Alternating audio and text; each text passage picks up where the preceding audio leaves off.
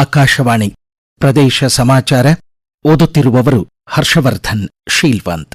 ಇಂದು ವಿಶ್ವ ಮೂತ್ರಪಿಂಡ ದಿನ. ಎಲ್ಲರಿಗೂ ಮೂತ್ರಪಿಂಡದ ಆರೋಗ್ಯ, ಜನರ ಬಗ್ಗೆ ಕಾಳಜಿ ವಹಿಸುವುದು, ಭೂಗ್ರಹದ ರಕ್ಷಣೆ ಎಂಬ ಧ್ಯೇಯದಡಿ ವಿಶ್ವ ಮೂತ್ರಪಿಂಡ ಆರೋಗ್ಯ ಜಾಗೃತಿ ದಿನವನ್ನು ಇಂದು ವಿವಿಧೆಡೆ ಆಚರಿಸಲಾಗುತ್ತಿದೆ. ಡಯಾಲಿಸಿಸ್ನಲ್ಲಿ ಅಲ್ಟ್ರಾ ಪ್ಯೂರ್ ವಾಟರ್ ತಂತ್ರಜ್ಞಾನ ಮತ್ತು ಸುಧಾರಿತ ಫಿಲ್ಟ್ರೇಷನ್ ವಿಧಾನದ ಮೂಲಕ ವಿಷ ಪದಾರ್ಥಗಳ ನಿವಾರಣೆ, ಹೃದಯದ ಸ್ಥಿರತೆ ಕಾಪಾಡುವಲ್ಲಿ ಹಾಗೂ ಕಿಡ್ನಿ ಕಸಿಗಾಗಿ ಕಾಯುತ್ತಿರುವವರಿಗೆ ಉತ್ತಮ ಆರೋಗ್ಯ ಕಾಪಾಡಿಕೊಳ್ಳಲು ಸಮುದಾಯವು ನೆರವಾಗಬೇಕು ಎಂಬ ಕಾಳಜಿ ವ್ಯಕ್ತಪಡಿಸಲಾಗುತ್ತಿದೆ. ಕಿಡ್ನಿ ಕಸಿಗಾಗಿ ರಾಜ್ಯದಲ್ಲಿ 5,009 ಜನ ಹೆಸರು ನೋಂದಾಯಿಸಿದ್ದಾರೆ. ಮೂತ್ರಪಿಂಡ ವೈಫಲ್ಯಕ್ಕೆ ಒಳಗಾಗುತ್ತಿರುವವರ ಸಂಖ್ಯೆಯಲ್ಲಿ ಗಣನೀಯ ಹೆಚ್ಚಳ, ಕಿಡ್ನಿ ದಾನಕ್ಕೆ ಕುಟುಂಬಸ್ಥರ ಹಿಂದೇಟು ಈ ಸಮಸ್ಯೆಯ ಉಲ್ಬಣಕ್ಕೆ ಕಾರಣ.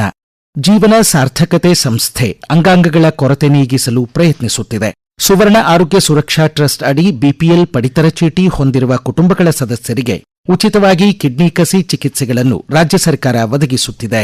ರಾಜ್ಯದಲ್ಲಿ ಒಟ್ಟು 86 ಆಸ್ಪತ್ರೆಗಳು ಅಂಗಾಂಗ ಕಸಿಗೆ ನೋಂದಣಿಯಾಗಿವೆ. ಮೂತ್ರಪಿಂಡ ಕಸಿಗೆ 3 ಲಕ್ಷ, ಯಕೃತ್ ಕಸಿಗೆ 11 ಲಕ್ಷ, ಹೃದಯ ಕಸಿಗೆ 10 ಲಕ್ಷ, ಶ್ವಾಸಕೋಶ ಕಸಿಗೆ 15 ಲಕ್ಷ ಹಾಗೂ ಹೃದಯ ಮತ್ತು ಶ್ವಾಸಕೋಶ ಕಸಿಗೆ 22 ಲಕ್ಷ ರೂಪಾಯಿ ಪ್ಯಾಕೇಜ್ ರಾಜ್ಯ ಸರ್ಕಾರ ನಿಗದಿಪಡಿಸಿದೆ. ಅಂಗಾಂಗಗಳ ಕೊರತೆ ಹಿನ್ನೆಲೆ ಹೆಚ್ಚಿನ ಸಂಖ್ಯೆಯಲ್ಲಿ ಜನ ತಮ್ಮ ಅಂಗಾಂಗ ದಾನಕ್ಕೆ ಮುಂದಾಗುವಂತೆ ಆರೋಗ್ಯ ಖಾತೆ ಸಚಿವ ದಿನೇಶ್ ಗುಂಡೂರಾವ್ ಮನವಿ ಮಾಡಿದ್ದಾರೆ.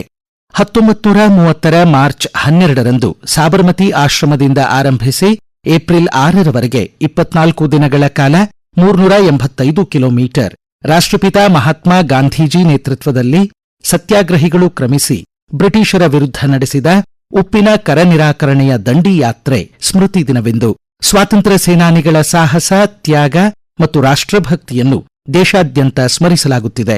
ಪ್ರಧಾನಮಂತ್ರಿ ನರೇಂದ್ರ ಮೋದಿ ತಮ್ಮ ಶ್ರದ್ಧಾಸುಮನ ಅರ್ಪಿಸಿದ್ದಾರೆ. दाढ़ी मार्च ये नमक सत्याग्रह ही था जिसने आजादी की लड़ाई को नई दिशा दी. पश्चिमी मीडिया में भारत के प्रति सोच, हमारे आजादी के आंदोलन के प्रति समझ को बदलने में एक बहुत बड़ी भूमिका निभाई. साथियों, सबसे बड़ा संदेश जो गांधी जी ने इस दांडी मार्च से देने का प्रयास किया वो है रचनात्मकता. सिविल डिसोबीडियंस, सविनय अवज्ञा, खादी और ऊंच नीच के खिलाफ सामान्य मानवी को एकजुट करने का रास्ता भी दिया. ಗ್ಲೂಕೋಮಾ, ಕಾಚಿ ಬಿಂದು ಗಂಭೀರ ಕಣ್ಣಿನ ಕಾಯಿಲೆ, ದೃಷ್ಟಿಯ ಸದ್ದಿಲ್ಲದ ಕಳ್ಳ ಎಂದು ಕರೆಯಲಾಗುತ್ತದೆ. ಪ್ರಸ್ತುತ ಮಾರ್ಚ್ ತಿಂಗಳನ್ನು ಕಾರ್ಯನಿರ್ವಹಿಸುವ ಸ್ಥಳದಲ್ಲಿ ಕಣ್ಣಿನ ಆರೋಗ್ಯ ರಕ್ಷಣೆ ಮಾಸಿಕವನ್ನಾಗಿ ಆಚರಿಸಲಾಗುತ್ತಿದೆ. ನಿಮ್ಮ ಕಣ್ಣುಗಳ ದೃಷ್ಟಿ ಉಳಿಸಿಕೊಳ್ಳಿ ಎಂಬ ಧ್ಯೇಯದೊಂದಿಗೆ ನಾಡಿದ್ದು 14ನೇ ತಾರೀಖಿನವರೆಗೆ ವಿಶ್ವ ಗ್ಲೂಕೋಮಾ ತಡೆ ಸಪ್ತಾಹದ ಅಂಗವಾಗಿ ಜನಜಾಗೃತಿ ಕಾರ್ಯಕ್ರಮಗಳು ಆಯೋಜಿತವಾಗಿವೆ. ಉಡುಪಿ, ದಕ್ಷಿಣ ಕನ್ನಡ ಹಾಗೂ ಉತ್ತರ ಕನ್ನಡ ಜಿಲ್ಲೆಗಳಲ್ಲಿ ಶಾಖದ ಅಲೆ ಇಂದು ಹೆಚ್ಚಲಿದ್ದು ಭಾರತೀಯ ಹವಾಮಾನ ಇಲಾಖೆ ಮುನ್ನೆಚ್ಚರಿಕೆ ನೀಡಿದೆ. 36.6 ಡಿಗ್ರಿ ಸೆಲ್ಸಿಯಸ್ನಿಂದ 37 ಡಿಗ್ರಿವರೆಗೆ ತಾಪಮಾನವಿರಲಿದ್ದು ತೀವ್ರ ಉಷ್ಣಾಂಶದ ಹಿನ್ನೆಲೆ ಸಾರ್ವಜನಿಕರು ಮುಂಜಾಗ್ರತೆ ವಹಿಸಿ ಬಿಸಿಲಿನಲ್ಲಿ ಓಡಾಡದಂತೆ ಕೋರಿದೆ.